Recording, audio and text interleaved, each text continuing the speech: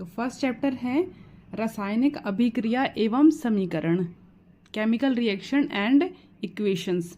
इसमें हम पढ़ेंगे केमिकल रिएक्शन क्या होती है, केमिकल रिएक्शन की बैलेंसिंग कैसे की जाती है और काफ़ी अलग अलग टाइप के केमिकल रिएक्शंस के बारे में पढ़ेंगे। अलग अलग प्रकार की रासायनिक अभिक्रिया के बारे में इस चैप्टर में पढ़ेंगे। सबसे पहली बात, रासायनिक अभिक्रिया क्या होती है। जैसा आपने अपने आसपास, अब आपके आसपास जो से ही नोटिस करिए, आपने खाना खाया, खाना पच गया, खाना बनाया, खाना पहले कच्चा था उसे आपने पका लिया, क्या वापस वैसा हो सकता है? नहीं हो सकता। खाना जो पच गया वापस से रोटी नहीं बन सकता। दूध का अगर एक बार दही बन गया तो वापस से वो दही दूध नहीं बन सकता। यहाँ सब में क्या हो रहा है? इन सब में हो रही है रासायनिक अभिक्रिया, रसायन में बदलाव आ रहा है। और इसी प्रकार की रासायनिक अभिक्रिया के बारे में हम आज पढ़ने वाले हैं। इसका फर्स्ट टॉपिक, पहले रासायनिक अभिक्रिया की परिभाषा देखेंगे। रासायनिक अभिक्रिया की परिभाषा क्या कहती है? जब एक या एक से अधिक पदार्थ, क्या कहे, एक या एक से अधिक पदार्थ मिलकर एक या एक से अधिक नए गुणधर्म वाले पदार्थों का निर्माण करते हैं, वह रासायनिक अभिक्रिया कहलाती है। तो इसमें आप देखिए, जैसे कि हमने एग्जाम्पल लिया है कैल्शियम ऑक्साइड, जिसका फॉर्मूला होता है CaO, और इसमें अगर पानी मिलाते हैं, ये कैल्शियम ऑक्साइड कुछ नहीं चूना होता है, जिसे हम एक और नाम जानते हैं बिना बुझा हुआ चूना। आप सबने कभी ना कभी देखा होगा, चूने में अगर पानी मिला दें तो एक नया केमिकल बन जाता है जिसका नाम होता है कैल्शियम हाइड्रोक्साइड, और इसके साथ साथ बहुत सारी ऊर्जा भी उत्पन्न होती है। अगर आपने एक मटके में पानी लिया है और आपने इस मटके में इस तरीके से, यहाँ पे आपने चूना लिया और चूने में यदि आपने पानी मिला दिया है तो यह मटका बहुत गर्म हो जाता है और उसमें से बुलबुले निकलने शुरू हो जाते हैं। वही बुलबुले ही गर्मी ही क्या है? ऊष्मा भी निकलती है। रासायनिक अभिक्रिया, क्योंकि यहाँ पे रसायन बदल गए। देखिए, पहले आपने क्या लिया था? कैल्शियम ऑक्साइड, और बन क्या गया है? Calcium hydroxide. इसमें अब देखिए, रासायनिक अभिक्रिया में हम भाई बात कर रहे हैं, इधर हमने ये लिया है, फिर हमारा ये बन गया, पर ये हो गया, वो हो गया, इनका कुछ नाम भी होता है ना। तो जो चीजें हम अभिक्रिया करवा रहे हैं वह होते हैं अभिकारक, और परिणाम स्वरूप जो हमें पदार्थ मिलते हैं वह पदार्थ कहलाते हैं उत्पाद। वही चीज यहाँ पे देखिए, अभिकारक जिसे रिएक्टेंट भी कहा जाता है, जो पदार्थ रासायनिक अभिक्रिया में भाग लेते हैं, जो भाग ले रहे हैं, वह पदार्थ क्या कहलाते हैं? अभिकारक। और उसके परिणाम स्वरूप उत्पाद में क्या होता है? रासायनिक अभिक्रिया के फल स्वरूप बने गए नए पदार्थ उत्पाद कहलाते हैं। तो आप इसे याद रखिएगा। अब हम रासायनिक अभिक्रिया में, साइंस की लैंग्वेज में हम क्या कहेंगे? हमने लिया है क्या? अभिकारक, और जो हमें पदार्थ मिल रहे हैं फल स्वरूप वो कहलाएंगे उत्पाद। चलिए थोड़ा और आगे बढ़ते हैं और देखते हैं कि रासायनिक अभिक्रिया के प्रेषक आप किस किस तरीके से बोल सकते हैं रासायनिक अभिक्रिया हुई है। अवस्था में परिवर्तन, रासायनिक अभिक्रिया जब भी होती है उसमें अवस्था में परिवर्तन हो सकता है, एक ये बदलाव आ सकता है। जैसे कि यदि आप पानी बनाते हैं तो पानी बनाने में आप H2 लेंगे जो कि गैस होता है, और आप लेंगे O2 ऑक्सीजन, ये भी एक हाइड्रोजन गैस, और ऑक्सीजन गैस को यदि आप मिलाते हैं तो आपको मिलता है जल, और जल का आपको पता है अवस्था क्या होती है? द्रव्य अवस्था। और यहाँ पे जो हमने अभिकारक लिए हैं, अभिकारक किसमें है? गैसीय अवस्था में, तो यहाँ अवस्था में परिवर्तन हुआ है। वैसे अगर हम देखें रंग में परिवर्तन, ऐसी बहुत सी रासायनिक अभिक्रिया होती हैं जहाँ रंग में परिवर्तन होता है। आगे हम उदाहरण में देखेंगे भी, पर यदि आप अगर समझना चाहें अभी तो आप देख सकते हैं, जैसे कि जंग लगना, लोहे की अगर रॉड ली है और उसमें जंग लग गई है तो उसका पूरा कलर किस तरह का हो जाता है? ब्राउन कलर का, भूरा सा कलर आ जाता है। वह भी एक उदाहरण है रंग में परिवर्तन रासायनिक अभिक्रिया के द्वारा। गैस का निकास या फिर उत्सर्जन, बहुत सी रासायनिक अभिक्रिया ऐसी होती हैं जिसमें गैस भी निकलती है। कई रासायनिक अभिक्रिया में हाइड्रोजन गैस निकलती है, कई में कार्बन डाइऑक्साइड, ऐसे ही बहुत सी अभिक्रियाएं होती हैं। वैसे ही कुछ रासायनिक अभिक्रिया में तापमान में परिवर्तन हो सकता है। जैसे हमने अभी ऊपर एग्जाम्पल देखा था कि यदि आप कैल्शियम ऑक्साइड में H2O पानी मिलाते हैं तो आपको क्या मिलता है? वहाँ पे कैल्शियम हाइड्रोक्साइड और ऊर्जा। यहाँ पे क्या हो रहा है? बहुत ज़्यादा गर्मी आ रही है। इसी प्रकार से यहाँ पे क्या हो रहा है? तापमान में परिवर्तन हो रहा है। और एक और होता है अवक्षेप का बनना, इससे हम बोलते हैं PPT। जब भी हम इसे किसी अभिक्रिया में लिखते हैं तो बोलते हैं पीपीटी, मतलब प्रेसिपिटेट का बनना। इसके बारे में हम विस्तार में आगे देखेंगे। अभी देखते हैं अगर केमिकल इक्वेशन के बारे में। अब केमिकल इक्वेशन क्या होती है, इसके अगर परिभाषा के बारे में आप देखेंगे तो रासायनिक अभिक्रिया में भाग लेने वाले अभिकारकों एवं उत्पादों को प्रतीकों, सूत्रों के माध्यम से संक्षिप्त प्रदर्शन रासायनिक समीकरण कहलाता है। मतलब क्या हुआ इसका मतलब, देखिए जैसे अगर मैं आपको कहूँ, पहली जो हमने ऊपर रिएक्शन पढ़ी, अगर मैं आपको ये रिएक्शन इस प्रकार से बताती, कैल्शियम ऑक्साइड में जल मिलाएंगे तो कैल्शियम हाइड्रोक्साइड बनेगा, उसमें बहुत सारी ऊर्जा निकलेगी, तो इस चीज़ को बता पाना बहुत लंबा हो जाता है। अगर इसी बात को हम सूत्रों के माध्यम से प्रेषित करते हैं तो यही सूत्रों के माध्यम से प्रेषित करना क्या कहलाता है, यह कहलाता है रासायनिक समीकरण। और इस रासायनिक समीकरण में अभी आप लेफ्ट साइड पे लिखते हैं अभिकारक और राइट साइड पे लिखते हैं आप उत्पाद। ये जो एरो है, ये एरो डायरेक्शन शो कर रहा है, दिशा दिखा रहा है कि रासायनिक अभिक्रिया किस तरफ जा रही है। एक और चीज़ जो हम रासायनिक समीकरण में दिखाते हैं वह होता है जो भी हम पदार्थ ले रहे हैं उनकी अवस्था क्या है। जैसे यहाँ पे लिखा हुआ है एस हम लिखते हैं सॉलिड के लिए, यहाँ मैं बता देती हूँ आपको। अगर लिखा है एस तो वो होता है ठोस पदार्थों के लिए।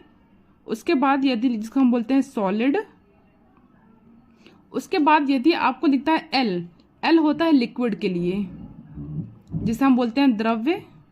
और यदि कहीं आपको लिखता है जी लिखा हुआ, ये होता है गैसेस के लिए, जी, जिसे आप हिंदी में गैस ही बोलते हैं।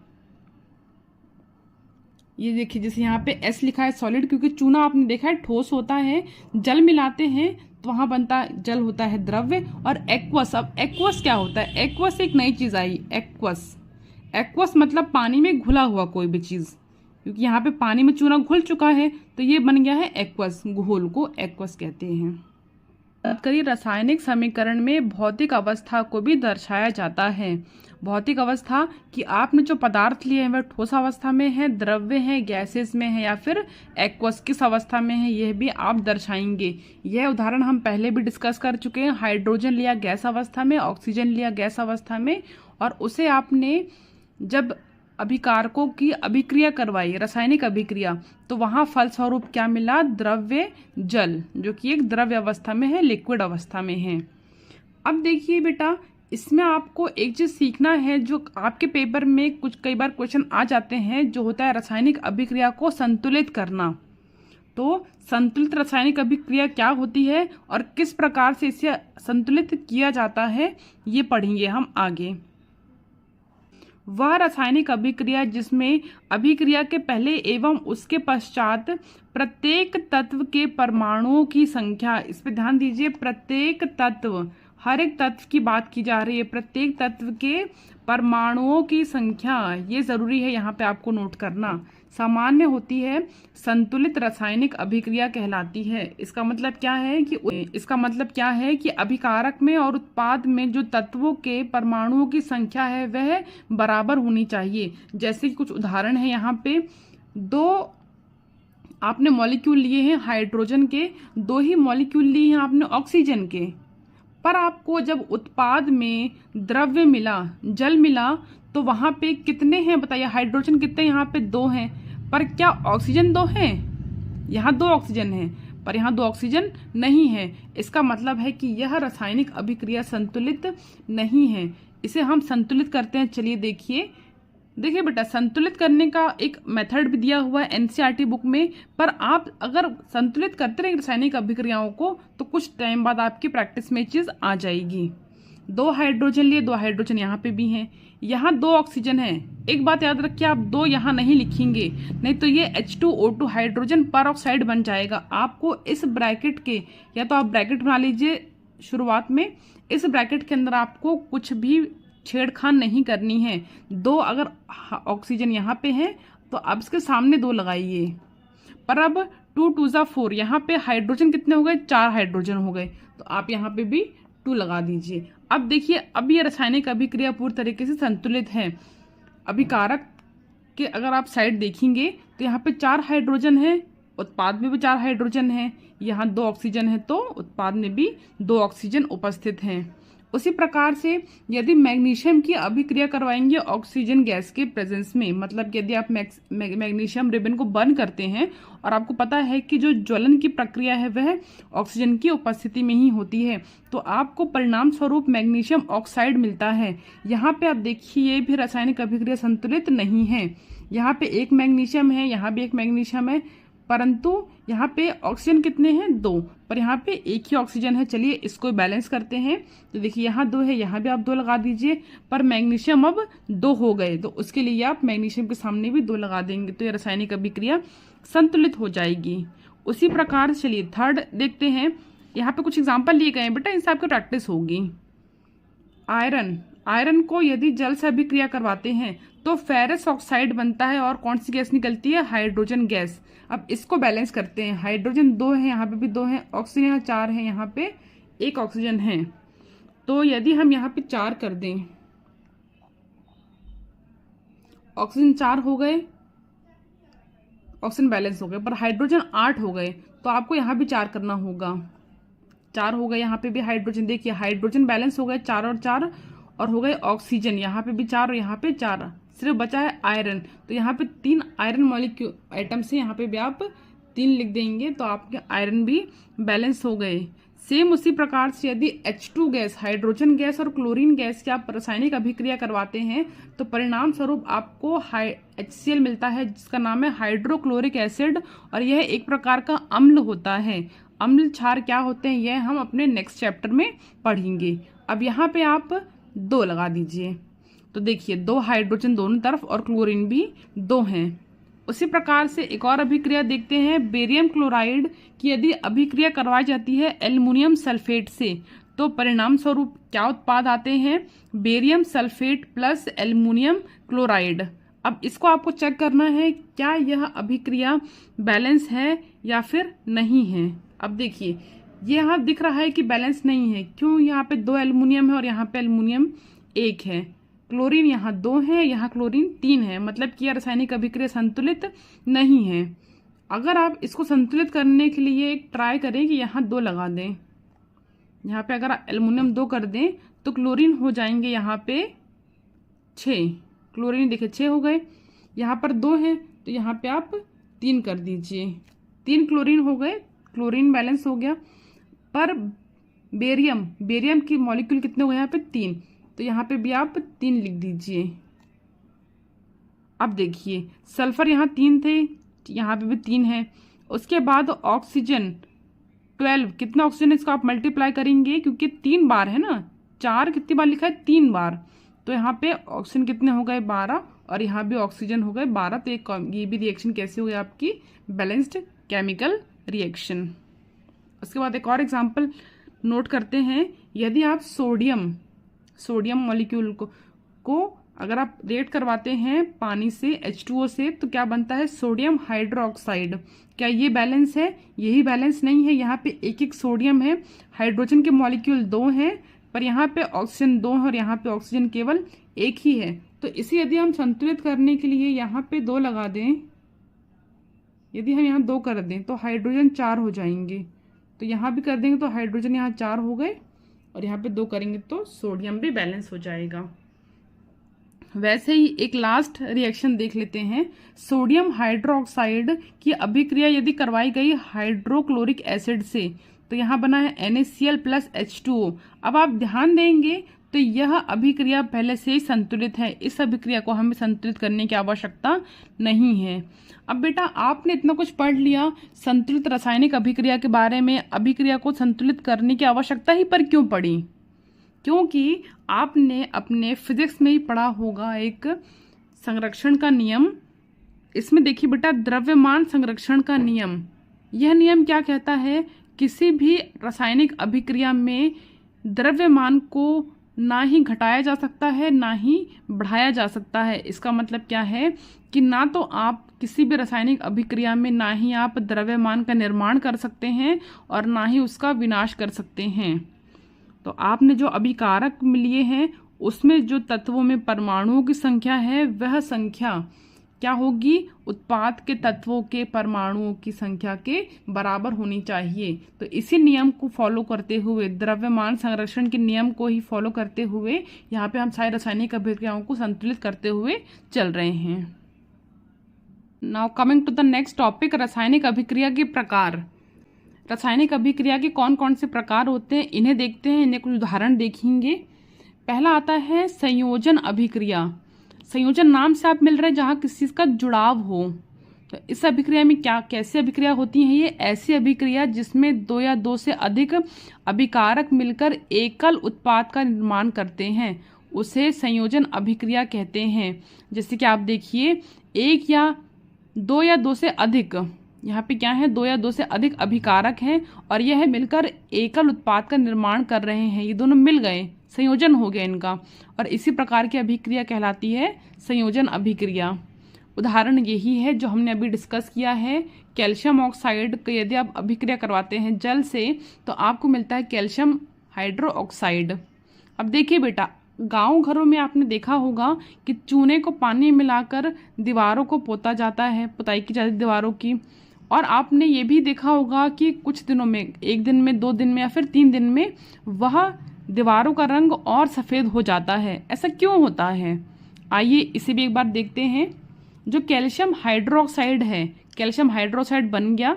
इस कैल्शियम हाइड्रोक्साइड को अब जब आपने दीवारों में पुताई कर दी, उसके बाद हमारे जो वातावरण में कार्बन डाइऑक्साइड उपस्थित है, वह पुता हुआ कैल्शियम हाइड्रोक्साइड कार्बन डाइऑक्साइड के साथ अभिक्रिया करता है।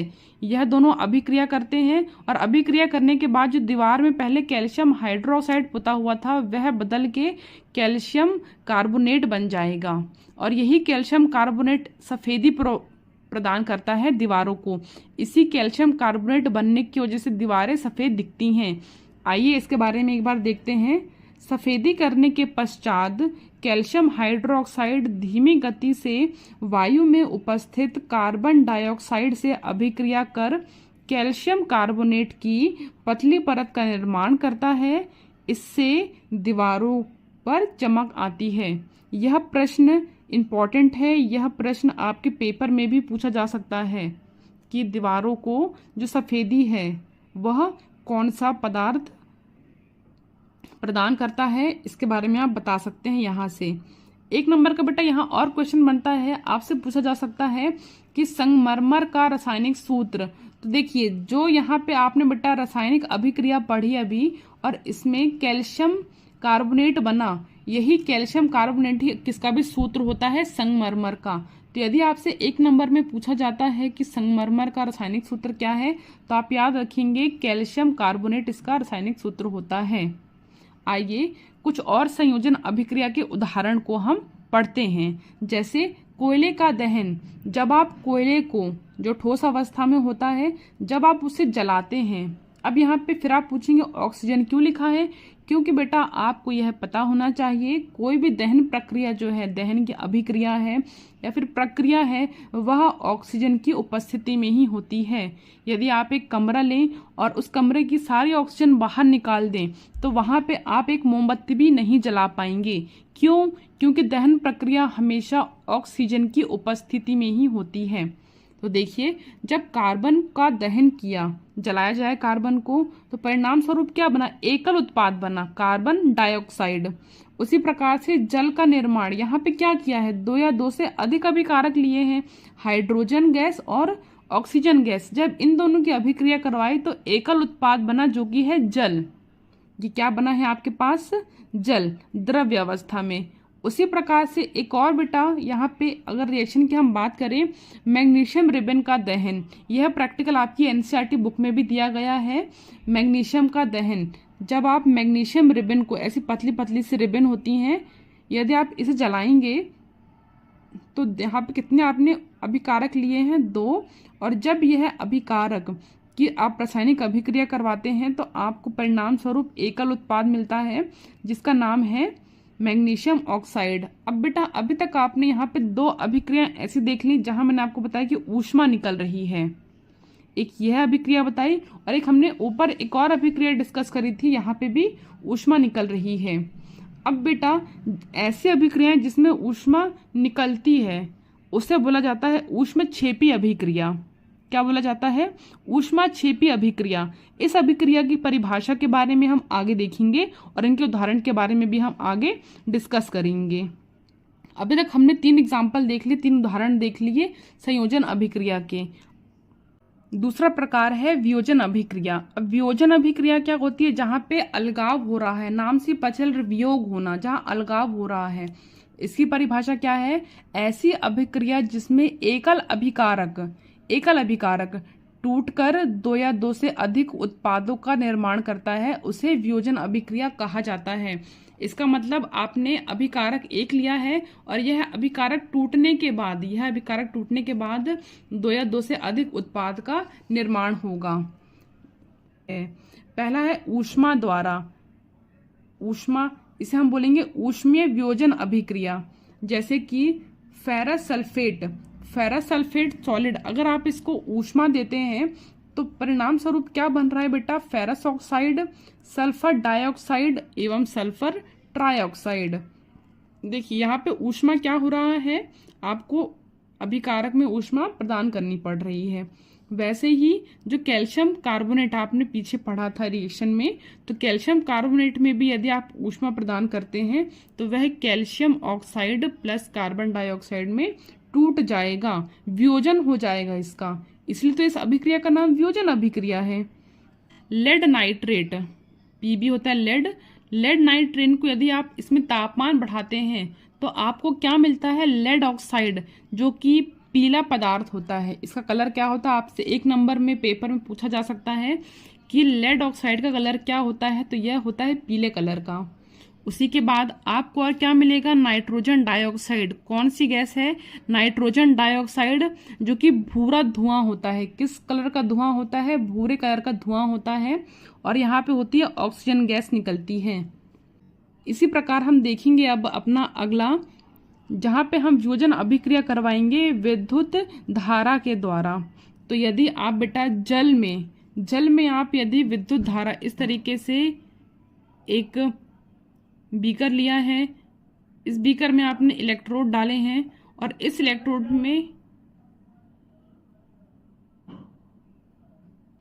में यदि आप करंट पास करवाते हैं, विद्युत पास करवाते हैं, तो यह जो जल है यह टूट जाएगा हाइड्रोजन गैस में और ऑक्सीजन गैस में। और देखिए तीसरा प्रकार से वियोजन अभिक्रिया कर सकते हैं प्रकाश के द्वारा, सूर्य प्रकाश के द्वारा।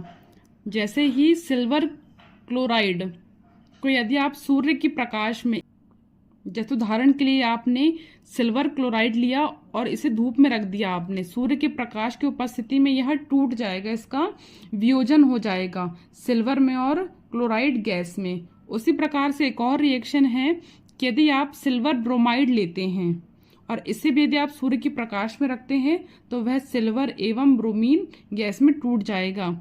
और यही अभिक्रिया कहाँ प्रयोग की जाती है? श्याम श्वेत फोटोग्राफी में उपयोग की जाती है। अगर यह आपसे 1 नंबर में पूछ लिया जाए तो इसे याद रखिएगा। कई बार ये क्वेश्चन पूछ लेता है कि सिल्वर क्लोराइड को गहरे रंग के बोतल में क्यों रखा जाता है। तो अभी आपने देखा कि सिल्वर क्लोराइड को यदि प्रकाश, सूर्य की प्रकाश मिलती है तो वह सिल्वर और क्लोरीन गैस में टूट जा रहा है, वियोजन हो जा रहा है। इसलिए इसे गहरे कलर के बोतल में रखा जाता है ताकि यह प्रकाश के संपर्क में ना आए और इसका अपघटित ना हो, यह अपघटित ना हो। इसलिए तो यह आप क्वेश्चन को भी याद रखिएगा। तीसरा है बेटा प्रकार विस्थापन अभिक्रिया। विस्थापन, अब देखिए इसमें क्या होता है, यह अभिक्रिया में आपके पास एक पदार्थ है, इसके साथ आप एक और पदार्थ लेते हैं। यह पदार्थ, यहाँ पे एक सी पदार्थ है। अब इस अभिक्रिया में यह सी पदार्थ बी पदार्थ को उसकी जगह से विस्थापित करके खुद ए के साथ जुड़ जाएगा। इस प्रकार की अभिक्रिया कहलाती है विस्थापन अभिक्रिया। आइए, ऐसी अभिक्रिया जिसमें एक अधिक अभिक्रियाशील तत्व, अधिक अभिक्रियाशील तत्व कौन सा है? बी। यहाँ पे अधिक अभिक्रियाशील तत्व कम अभिक्रियाशील तत्व को उसके यौगिक से विस्थापित कर देता है, उसे विस्थापन अभिक्रिया कहते हैं। देखिए यहाँ पे अधिक अभिक्रियाशील कौन है? सी। और कम अभिक्रियाशील कौन है? बी। तो यहाँ पे सी जो है वो बी को उसकी जगह से रिप्लेस कर देगा और इस प्रकार की अभिक्रिया कहलाती है विस्थापन अभिक्रिया। इससे कुछ उदाहरण पे अगर हम बात करें, यदि आप आयरन, आपने एक बीकर लिया, इस तरीके से एक बीकर लिया और उसमें आपने डाल दिया कॉपर सल्फेट।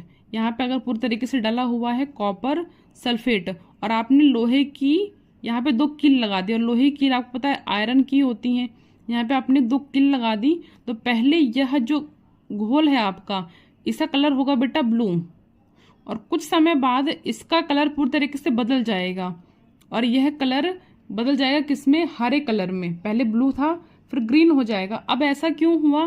क्योंकि इस अभिक्रिया में ध्यान से देखिए, आपने क्या किया, कॉपर सल्फेट एक्वा सॉल्यूशन लिया था, उसमें आपने ऊपर आयरन की क्या लगा दी? कील लगा दी। अब जब यह अभिक्रिया हुई तो आयरन अधिक अभिक्रियाशील है किससे? कॉपर से। तो आयरन ने कॉपर को हटा दिया, चलो निकलो, कॉपर को हटा दिया और खुद जाके सल्फर के साथ जुड़ गया, और यहाँ पे क्या बनता है फिर? फेरस सल्फेट, आयरन सल्फेट यहाँ पे बनता है घोल में, जो कि एक एक्वस होता है, इसलिए इसका कलर हरा हो जाता है, और कॉपर जो कॉपर है वह यह कील में यहाँ जमा हो जाता है। इस तरीके से होते विस्थापन अभिक्रिया। एक और आप एग्जाम्पल देख सकते हैं, यदि आपने इसी कॉपर सल्फेट में जिंक मिला दिया, जिंक धातु मिला दिया, तो जिंक भी अधिक अभिक्रियाशील है कॉपर से। जिंक कॉपर को उसी जगह से विस्थापित करेगा और खुद सल्फेट के साथ जुड़ जाएगा और बनाएगा जिंक सल्फेट, और कॉपर अलग हो जाएगा। इसी प्रकार से बेटा द्विविस्थापन अभिक्रिया देखेंगे, ऐसी अभिक्रिया जिसमें अभिकारक के बीच आयनों का आदान प्रदान होता है। किसका आदान प्रदान हो रहा है? आयनों का आदान प्रदान होता है, उन्हें द्विविस्थापन अभिक्रिया कहते हैं। देखिए यहाँ पे क्या हो रहा है बेटा? आयंस। अब आयंस को अगर आप देखें इस तरीके से समझ सकते हैं, A+B- प्लस, आपने आयंस के बारे में 9th क्लास में पढ़ा होगा, और ये D-। अब आयंस का अदला बदली होगी, ये पॉजिटिव है नेगेटिव के साथ मिल जाएगा तो यहाँ बनाएगा AD, और ये जो है नेगेटिव इस पॉजिटिव के साथ मिलेगा। देख रहे हैं आप, आयनों का क्या हो रहा है? आदान प्रदान हो रहा है, और यहाँ बनेगा CB। इसके उदाहरण की यदि आप बात करें तो सोडियम सल्फेट एक्वा सॉल्यूशन को यदि आप लेते हैं बेरियम क्लोराइड के साथ, अगर इन दोनों में अभिक्रिया करवाई जाए तो क्या बनता है? Barium sulphate. देखिए यहाँ पे सॉलिड लिखा है। अब सॉलिड कैसे क्या बन रहा है? यही है अवक्षेप। हमने आपको पहले कहा था कि अवक्षेप अभिक्रिया के बारे में बाद में देखेंगे। यही बना है बेटा अवक्षेप, जिसको हम PPT भी बोलते हैं। ये नीचे जैसे आपने अभिक्रिया करवाई तो ये ठोस बन के नीचे बैठ जाएगी, बेरियम सल्फेट, और साथ में बनेगा सोडियम क्लोराइड। 5वें प्रकार की रासायनिक अभिक्रिया देखें तो यह है उपचयन एवं अपचयन अभिक्रिया। अब उपचयन अभिक्रिया क्या होती है? ऐसी अभिक्रिया जिसमें ऑक्सीजन का संयोजन या हाइड्रोजन का निष्कासन होता है, वह अभिक्रिया क्या कहलाती है बेटा? वह अभिक्रिया कहलाती है उपचयन अभिक्रिया। जैसे कि कोई भी अभिक्रिया है, कोई भी पदार्थ है, यदि उसके साथ ऑक्सीजन मिल रहा है, या फिर कोई भी पदार्थ है जिससे हाइड्रोजन हट रहा है, यह दोनों प्रकार की अभिक्रिया, जहाँ पे ऑक्सीजन जुड़ रहा है या फिर हाइड्रोजन हट रहा है, यह प्रकार की अभिक्रिया क्या कहलाएगी? उपचयन अभिक्रिया। वैसे ही अपचयन अभिक्रिया, उपचयन का उल्टा हो जाएगा अपचयन। ऐसी अभिक्रिया जिसमें हाइड्रोजन का संयोजन या ऑक्सीजन का निष्कासन होता है, वह अपचयन अभिक्रिया कहलाती है। जैसे आपने यहाँ पे लिया है जिंक ऑक्साइड प्लस कार्बन, तो यहाँ पे क्या देखिए, ऑक्सीजन का निष्कासन हो रहा है जिंक से और बन रहा है कार्बन मोनोऑक्साइड, है ना। तो जिंक से ऑक्सीजन क्या हुआ? निष्कासित हुआ, इसलिए यह किसका उदाहरण बन गया? एक अपचयन अभिक्रिया का। अब बेटा ऐसी बहुत सी अभिक्रिया होती हैं जहाँ पे यह दोनों प्रक्रियाएं साथ में हो रही हैं, और वह अभिक्रिया क्या कहलाती है? रेडॉक्स अभिक्रिया। तो यदि रेडॉक्स अभिक्रिया की परिभाषा के बारे में बात करें तो ऐसी अभिक्रिया जिसमें एक अभिकारक उपचयित तथा दूसरा अभिकारक अपचयित होता है उसे रिडॉक्स या फिर उपचयन अपचयन अभिक्रिया कहा जाता है। ठीक है, जैसे कि एग्जांपल यहाँ पे देख लेते हैं। Cuprous oxide plus hydrogen gas लिया है और यदि तापमान इसका बढ़ाएंगे तो कॉपर अल्लाह को किससे हुआ? ऑक्सीजन से। तो यहाँ पे क्या हुआ? ऑक्सीजन का निष्कासन हुआ, ऑक्सीजन यहाँ से हट गया। तो हटने के बाद यहाँ पे क्या हुआ है? अपचयन, है ना। और हाइड्रोजन के साथ ऑक्सीजन जुड़ गया तो यहाँ पे क्या हुआ है? उपचयन। देखिए इसे कैसा रखेगा? ऊ से उपचयन और ऊ से ही ऑक्सीजन, बोलने में आ रहा ना ऑक्सीजन। तो जहां उपचयन है वहां ऑक्सीजन का जुड़ना है। बाकी आपको 3 चीजें याद रहेंगी कि ऑक्सीजन जुड़ना या फिर हाइड्रोजन का हटना उपचयन है, और इसी का उल्टा आप देखेंगे तो वो हो जाएगा अपचयन में। उसके बाद बेटा मैंने आपको बताया था कि ऊष्मक्षेपी एवं ऊष्मशोषी अभिक्रिया के बारे में हम देखेंगे।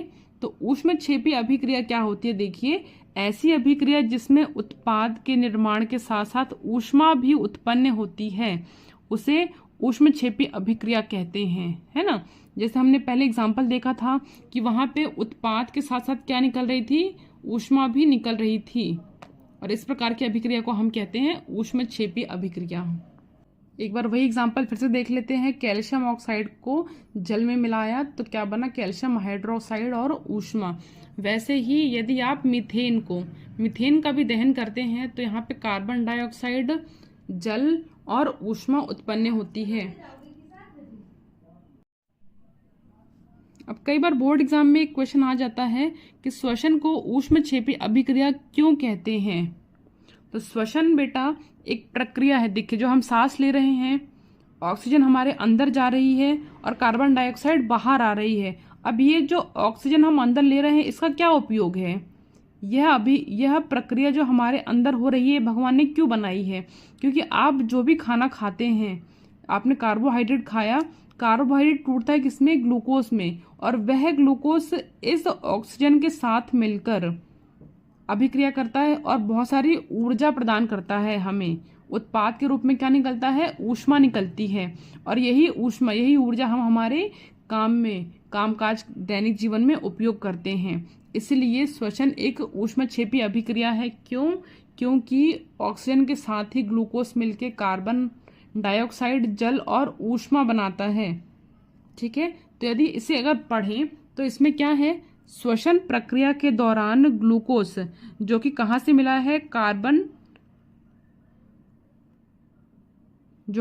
मिला है? कार्बोहाइड्रेट के टूटने से प्राप्त हुआ है।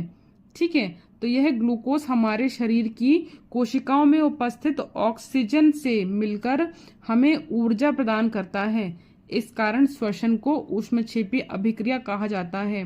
और इसके रिएक्शन देखिए, ग्लूकोज है, ग्लूकोज ऑक्सीजन के साथ अभिक्रिया करके उपचयन हो गया, है ना। ऑक्सीजन मिल रहा है मतलब क्या हो रहा है? उपचयन हो रहा है।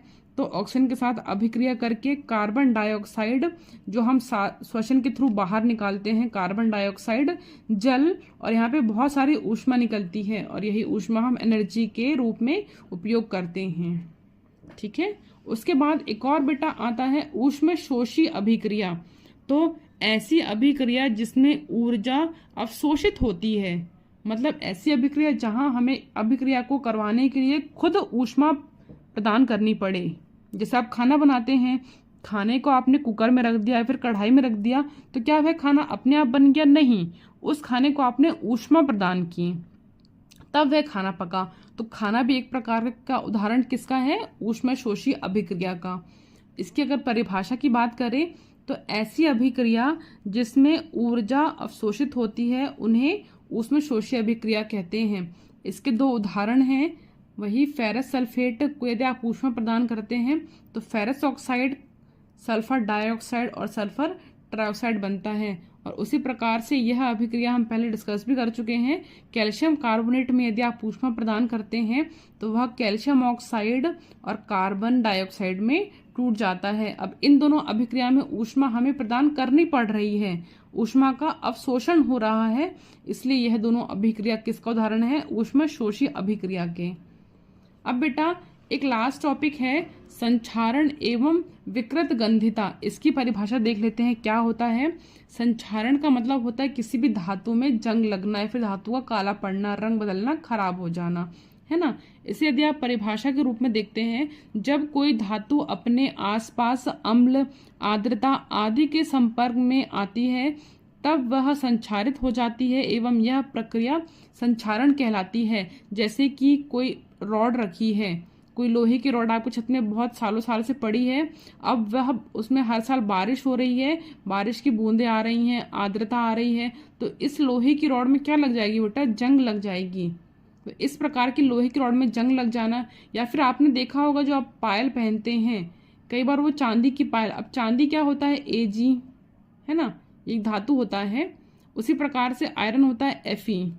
अभी जो पायल है बेटा, इस पायल को आपने देखा है कई बार काली पड़ जाती है, तो यह भी क्या है, क्योंकि ये अपने वातावरण के संपर्क में आ रही है ना, गैसों के संपर्क में, और इसका संक्षारण हो रहा है। यह भी एक उदाहरण हो जाएगा संक्षारण का। तो हम बोल सकते हैं लोहे में जंग लगना, या फिर चांदी का काला पड़ना, या फिर तांबे के लोटे होते हैं, आपने देखा है उनका भी रंग कई बार हरा पड़ जाता है, बदल जाता है। तो तांबे का हरा पड़ जाना भी, तांबा होता है कॉपर, इसका भी कलर बदल जाना, ये सब किसके उदाहरण है, संक्षारण के।